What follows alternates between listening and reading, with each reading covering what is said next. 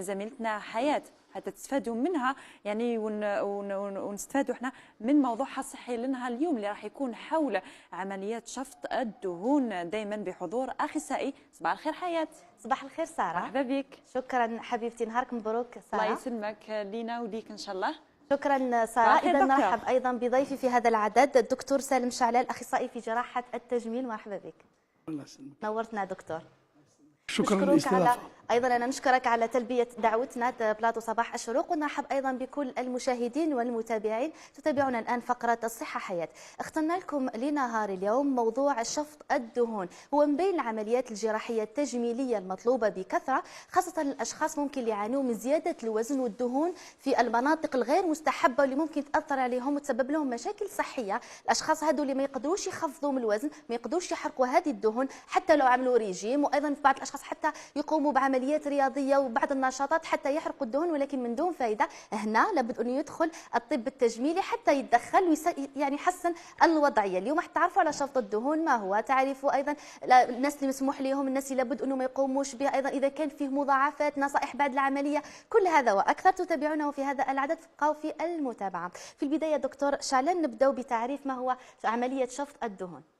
شفط الدهون donc la liposuction, la lipoaspiration c'est la كما قلتي c'est l'intervention العمليه اللي مديوره بزاف في العالم. C'est la plus demandée et la plus réalisée dans le monde.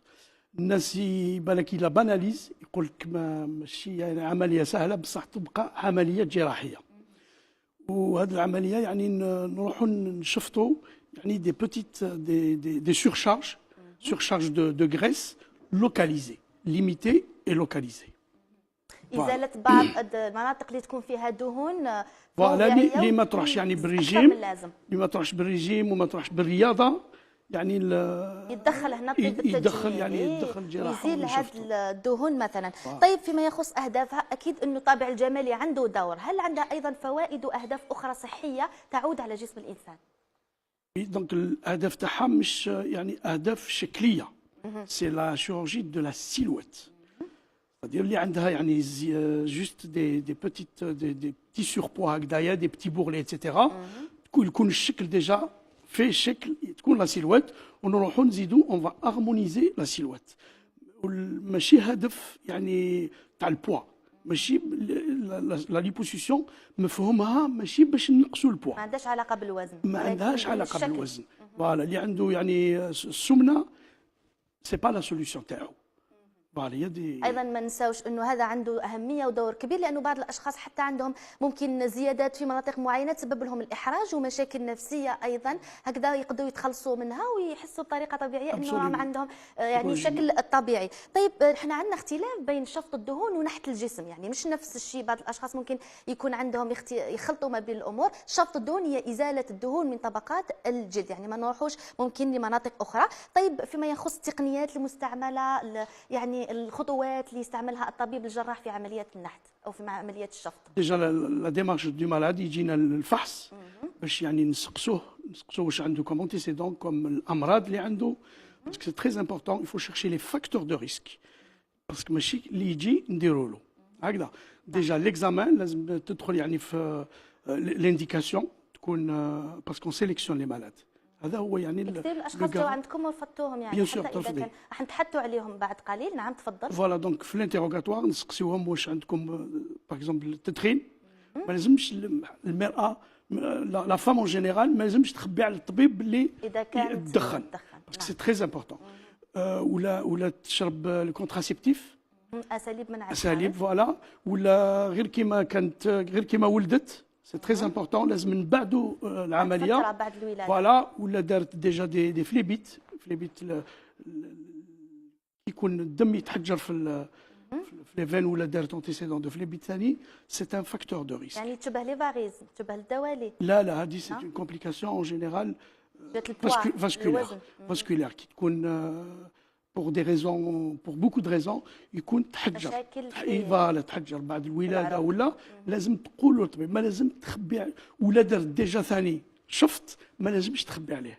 سوفون تجي تقول لك جامي درت، و سي تري امبورطون دو دير parce que c'est un هذو élément الاشخاص اللي important. ممنوعين انه يقوموا ماشي بالشفط. ممنوعين، سي دي فاكتور دو ريسك. شروط ومن بعد انه نديروا تعرفوها. فوالا نعم. ونشوفوا ثاني اسكو تدخل يعني في هذا في الانديكاسيون، ولا عندها وزن يعني بزاف. السمنه السمنه المفرطه ما يقدروش السمنه يقوموا لا، تقدر ميم تكون يعني ان ريسك، خافوا تقدر على ميم تكون رد فعل دونجوروس. الجسم. شحال الحد الادنى اللي تستعملوه؟ ماشي ميزان، فات الشكل سي لا مورفولوجي.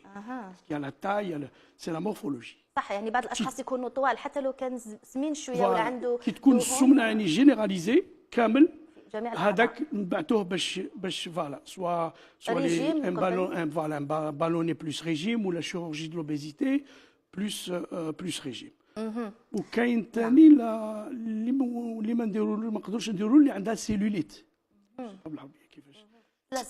لا سيلوليت فوالا. دونك يعني علامات تكون في الجلد نتيجه فوالا اللي تبان لا بو دورانج، سيتادير في هذه الحاله هذه يعني الدهون ما تكونش خفيفه، ما تكونش لا تكون دور هكذا كي الحميصه هكذا يفو فوالا صلبه فوالا، على بها لو كوتي كابيتوني هذيك ما تشفتش، ما نديرولهاش باسكو ما تجيش يعني في تقنيا ما تجيش في فوالا. هذو الاشخاص اللي غير مسموح لهم ان يقوموا بعمليه الشفط. الاشخاص اللي نسمحوا لهم ان يقوموا بعمليه الشفط يعني اللي ما عندهمش مشاكل يعني في هذا فوالا، يكونوا يعني بدون سون انتيسيدون بارتيكولير، ويكونوا يدخلوا في يعني فوالا يجوا ديجا كي يجي ما يجيش باش يشيان، ديجا على بالو يجي باش برك نسقموا لا سيلوات، سواء وحده حابه تلبس وتفرح، سواء وحده كل وحده متعقده. اكثر النساء عندهم مشكل بروز البطن، عندهم يعني شويه اغلبهم معروفين انه يكون تجمع الدهون في منطقه البطن عند المراه. ممكن هذا يكون سبب. يجوكم رجال ونساء ايضا يقوموا بعمليه الشفط؟ كاين رجال ثاني،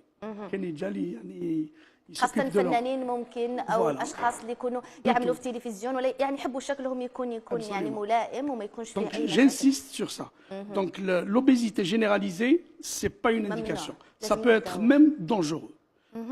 Voilà. طيب قبل عملية الشفط، قبل ما يجيكم المريض، هل في بعض الخطوات يقوم بها تحاليل او فيها تحاليل؟ دونك المريض يجي فوالا اون جينيرال، ولا سي لي جون il n'a aucun problème etc. تحاليل دمويه يعني اللي جوست سيبور عاديه، ولا عنده دي انتيسيدون، ولا عنده ديابيت، ولا عنده هيبرتونسيون، ولا عنده دوطخ مالادي، يفو انكور اكسبلوري، نبعثوهم للطبيب تاعهم كل واحد ويقول لنا ولا نقدروا نديروا فوالا. وكاين يعني احتياطات دي بريكوسيون بور سا، باسكو في الشفط نوتيليزيو واحد لي برودوي باش يعني الدهون تولي سائله اون انفيلتر فوالا ندوبوها بواحد يعني لي برودوي يقدروا يديروا مشاكل بور دي مالاد كي اون مالادي كاردياك ولا هيبرتونسيون ولا يعني اللي عندهم امراض قلبيه او ضغط الدم او سكري او دونك لازم الوزن يعني نبعثوا بريه للطب تاعهم، الطب اللي يتبعوهم في مرض السكر ولا في مرض القلب ولا، وهكا يقول لنا ولا نقدروا ونخفوا عليهم ثاني. غالبا ما يكون مشاهدينا بعد عمليات التجميل او حتى بعد عمليات اخرى يكون في بعض التورمات او ممكن ديزيفي سيكوندير او مضاعفات، ما نقولوش مضاعفات لكن اثار جانبيه للعمليه ما تكونش مضره تروح مع الوقت. فيما يخص شفط الدهون، هل في اثار جانبيه بعد العمليه ممكن تظهر في المنطقه اللي تقوموا بها او ما تكونش اي مشاكل؟ تورمات، انتفاخات؟ قبل ما نهضر هذه حبيت نقول حاجه ثانيه. نعم تفضل. كاين اللي يقولوا لك كومبيان شحال من لتر تنحي لي، كومبيان دو لتر vous allez ça se passe pas comme ça, il y a une limite pour tout corps, il y a une c'est 6% du poids. Par exemple واحد يوزن هكذا وزنه ما نقدروش نديباسيو 6% من الوزن تاعو، وحتى ولا عنده بزاف هكذا بارفوا في لي بغا في الاخر ما لازمش نديباسيو لا سيرفاس كوربوريل مساحه الجسم ما لازمش يعني ثلث 30%. On ne doit pas dépasser 30% de la surface corporelle. هذه c'est très important. هل في سن معين مشروط انه تبداو به هذا الشفط ولا سن يعني après 18 ans. يعني بعد البلوغ يقدر الانسان يقوم بالشفط اذا كان عنده ممكن مشاكل. avant في l'adolescence وكامل الجسم يتبدل او ينمو ينمو كاع، donc il faut éviter de rentrer dans la اذا شفط الدهون عندكم حد، ما تقدروش تشفطوا اكثر من 6% من وزن لا. الانسان. لهذا ينصح ايضا اذا كان عندهم اشخاص وزن زائد بكثره يبداو بالريجيم، يعني ممكن تغذيه ينقصوها، شوفوا نيوتريسيونيست. نعم، مختص في التغذيه، رياضه، وبعد ذلك يروحوا اذا كان في قعدوا لهم دهون يروحوا لطب التجميل حتى يحسنوا. تحدثنا عن الاثار الجانبيه بعد العمليه وش ممكن دونك يظهر؟ بعد العمليه يكونوا بعد يعني quelques effets donc يكونوا des bleus, des ecchymoses, ce qu'on appelle des ecchymoses, parce qu'on traumatise un peu le corps, البشر. فوالا الجلد. وكاين يعني النفخ لي زودام، هادو كاع رد الفعل تاع الجسم. سي با فوالا سي با نيجاتيف. الجسم اون لو تروماتيز يعني ناغريسيوه، هو il réagit comme ça. رد الفعل تاع طبيعي، يعني يتنفخ ويعني يمد هاك لي زيكيموز هادو لو بلو. نعم. طيب شحال المده باش يروح كل هذه الاثار الجانبيه عاده؟ يعني هذه الاثار سا ديبون دي مالاد، دونك سي مالاد ديبوندون. كاين اللي ما يكونوش عندهم يعني بزاف، ونقولوا بين السمانه و15 يوم قاعدوا يروحوا بالعقل. فوالا. طيب هل في دكتور مضاعفات لعمليه شفط الدهون ممكن تظهر عند الانسان؟ Les complications. Donc avant les complications, فكرت في حاجه برك. Donc il y a des consignes qui نديروا هذه العمليه. لازم المريض en tout cas il passe une nuit في l'hôpital parce qu'il peut y avoir une hémorragie, il peut y avoir truc. Donc لازم يرقد ليله في العياده ولا في المستشفى. هذه c'est une condition. Voilà, وما نقدروش نحو أكثر من maximum c'est 3 litres. Quel que soit le poids. Quel que soit le poids. Même يوزن بزاف ما نروحوش يعني أكثر من 3 litres باش نقعدوا في وقت قرب للوزن الطبيعي. الوقت الثاني تاع العملية. شحال تكون عادة وقت العملية؟ 2 à 3 heures maximum. فريمون انا نقول لك ساعتين يعني لا موين. نعم. والشفط هل ممكن يكون عده مرات في الحياه؟ شحال بين فتره وفتره شحال الانسان يقعد؟ فوالا يقدر 2 فوا ماكسيموم 2 فوا، ولا درناه في يعني في لا جونيس، ولا درناه يعني في 30 ans ولا نقدروا نشفتوا باسكو هاد الحياه. فوالا باسكو لازم نقول لك ثاني بلي هاد ما نشفتوش كل الدهون. نعم. نشفتوا لي ريزيرف برك، باسكو كاين دهون اللي راهي تحت الجلده هذوك فوالا هذيك نسحقوها يعني البروتيج لا بو، تعطينا سخانه للجسم وكامل. دونك لازم نروحوا وين لازم ونشفتوها، وهذيك تاع لا ريزيرف ما عندهاش لا كاباسيتي باش تولي هذوك الخلايات ما يولوش بالخف، يقدروا يولوا يعني عوام بزاف. احنا نحتاجوهم، اذا لابد انه ما نلحقوش لهم، يعني انه في طبقات من الدهون تحت البشره. طبقات، كاين لا كوش سوبرفيسيال يفو با يالي تماك، وكاين لا كوش بروفوند يفو با يالي تماك. لهذا لابد انه يكون مختص اللي يقوم بالشفط. فوالا سي تري امبورطون. دونك فوالا ان كونساي، دونك يفو شوازير ان شيروجيان كومبيتون، سي تري امبورطون. كومبيتون اللي مكون في هذا الشيء، سي تري امبورطون. الا راح يضر المريض. فوالا هو باسكو سي لي كومبيتون يعني لافونتاج سي كو يخير المريض تاعو. نعم. ينحي قاعد لي تروك لي يعرف فوالا لي فاكتور يعرف، عنده امراض ولا كاين مشاكل ثاني يعرف يتعامل معاها، يعني معاها. يكون هو ايضا دارس ومخول له انه يقوم بهذه العمليات. تحدثناش عن المضاعفات، هل في مضاعفات يعني يقوم بها حتى لو كان طبيب مختص؟ ممكن تحدث مضاعفات لعمليات الشفط. فوالا دونك فيه مضاعفات ديجا دو لا شيروجي اون جينيرال كي نديروا سي اون انترفونسيون شيروجيكال. دونك مضاعفات نون سبيسيفيك ستادير توت شيروجي. تقدر تكون انفكسيون، حتى ناخذوا يعني اي عمليه تكون عندها اثار جانبيه. ميم يكونوا الشروط كامل يعني داسيبسيو كامل، لو ريسك اللي تيوريك يقعد يعني في الورقه، بصح لازم نقولوها للمريض. تقدر تكون ليماتوم يعني الدم يتجمد، هيماتوم. تقدر تكون هيموراجي باسكو سي تري امبورطون نخدموا في، تقدر تكون هيموراجي، وتقدر تكون لا فليبيتاد يعني نقول لك، باسكو هاد العمليه هذه اللي بورفويوز دو فليبيت. جو سي با كيفاش نقولها بالعربيه. يعني الدم يكون يتحجر في العروق، سي صح. فوالا دونك لازم فوالا لازم كي نديروا العمليه دونك لو طون اوبيراتوار ما لازمش يكون بزاف، نحترموه. نعم. تاع العمليه هذه، ولازم المريض ينوض بالخف، ينوض ويمشي، سي تري امبورطون. كي نتكسلوا فوالا كي نتكسلوا تخدير كامل يكون، مش موضعي، تخدير كامل يعني تخدير كامل، انستيزي جينيرال. فوالا يقدر يكون موضوعي، مي سي تري رار كونت انا اونفي جوست هكذا نحو شويه والمريض يعني بصحته كامل نقدروا نديروا موضعي. قلت لك دونك بور ايفيتي لي كومبليكاسيون هذو لازم ينوض يتمشى يمشي بالخف. لازم دي زونتي كواغولون هذوك الشكك اللي نديرو سوكوتاني بوندون 10 جور فوالا اي دي با دي كونتونسيون، ستادير ولا هنا يلبس لباس خاص لباس خاص بعد الشفط. يكون فوالا ما يكونش مزير بزاف، ما يكونش ماشي مزير.